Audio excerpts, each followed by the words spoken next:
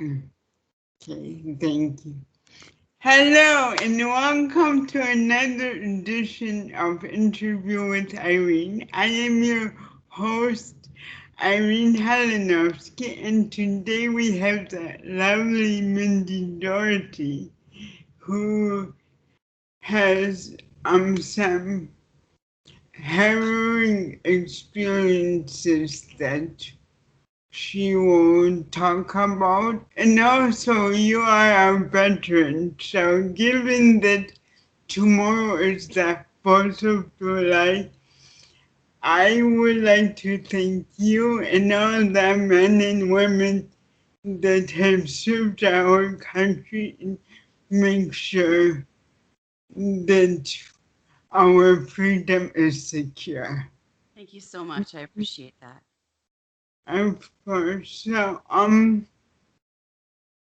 So could we start a little bit about your background, actually, and actually about your military service? Sure. So the military I went into was the Army, and I went in when I was 18 years old. And I was a combat medic and a field medic, and we were in Bosnia, Croatia, and Hungary. And make a long story short, I had appendicitis and pancreatitis at the same time. And unfortunately, my pancreatitis never stopped. So 8 years of pancreatitis kind of took its toll, and I had multiple surgeries to try to correct it, but it didn't work. So I ended up having it taken out, and that's what created the diabetes in 2004. Mm, I'm so sorry to hear that. And in your book, Mindy's Fight, correct? Yes. Um, you You talk about those experiences and also your experiences as at the VA hospital, and since then you become an advocate for VA reform to make sure our veterans get better treatment.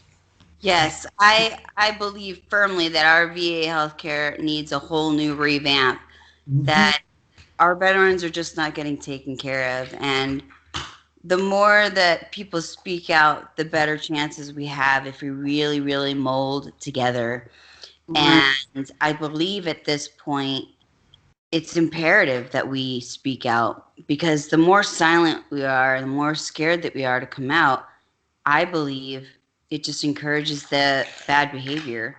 And the medical needs that our soldiers are coming back with, they're tremendously high. And Right. we promised to take care of them when they got back. So we need Exactly. to help them, whether it's medically, mentally, developmentally, or if they come back with PTSD. I believe that we have a duty to take care of our people. Of course, especially since they literally Yeah, their life on the line for us. I And believe so. And yes, that's not out of any entitlement either. I don't feel entitled to anything special. I just I just want the VA system to step up and do what it said it was going to do. right. No, I completely agree. You also have started another important campaign, Feed My City. Yes. Maybe talk a little bit about that. So one day I was just imagining, wonder what it would take to feed my city. I wonder what it would take to feed a whole state. Wonder what it would take to feed 3 states. Right? It would be like to feed the United States and then internationally.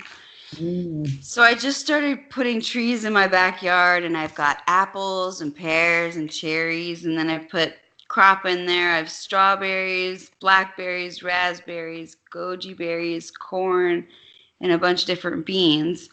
And I feel most proud that other people are kind of jumping on to help me and just grow. And that's honestly really genuinely what I really want people to do is grow for themselves first and then grow for other people. And that's basically what it's all about is collaboration so that we can make our communities better. We can make our jails better. We can make our schools better. We can make our society better. I completely agree. So, is the with Feed My City the platform? How how are you planning to expand? Like, do you have communities of people growing their own food for the homeless now, or? So we have people that are going to grow and give me the fruit to give to High Desert Food Alliance and Neighbor Impact and other Fine. child advocacy groups. And Mhm. then I hope to find a investor or sponsor that will help me to expand because I've got about 14 trees in my backyard and it's kind of hard to do it by myself. So Right. Well, anything, hopefully this video will help. yeah, that anything helps, that would be great. And that's why I collected it. And I have every shirt bought from feedmycity.net. There's a shirt on there. It's Feed My City. Every shirt bought gets one organically grown produce to the actual child advocacy groups and homeless shelters as well. So people can either donate to our cause or buy a shirt, and the shirt has uh, given me the ability to provide the produce so that I can continue this as well. Wonderful. And link, I will put in feedmycity.net in the description of this video. Of course, anything to help. On a lighter note, what do you like to do for fun, or what are your hobbies? So I learned how to ski in December, and I can't wait until this winter is coming back actually to get back on my skis. And I think I'm going to actually take up some possible golfing and kayaking soon and just get the adventurous side out of me or in me. And now that it's getting hotter, just go to concerts and stuff like that and just really enjoy serenity because I had recently had something called a mesenchymal stem cell transplant, and it's completely changing my body and my mind. It's calmed me down so far. I was on Ritalin for 22 years, and I've been completely off of that for like at least a month and a half. So I can only say for myself that I know it works, and my hope is that we can find a resolution for diabetes, that we can reverse diabetes and reverse Parkinson's and MS and a whole bunch of disorders that people have that might just need a little bit of a neuro fix. Right. Stem cells, because stem cells are the mesenchymal stem cells are so smart that basically they come in with like little memory cells per se. And they go in and go fix things. So it's like, hey, conductor, go do your job. Yeah. and does his job. So they peak in about 6 to 9 months, and I've got about 5 to 8 months to go. Oh, nice. And so far the results have been amazing. Oh, nice.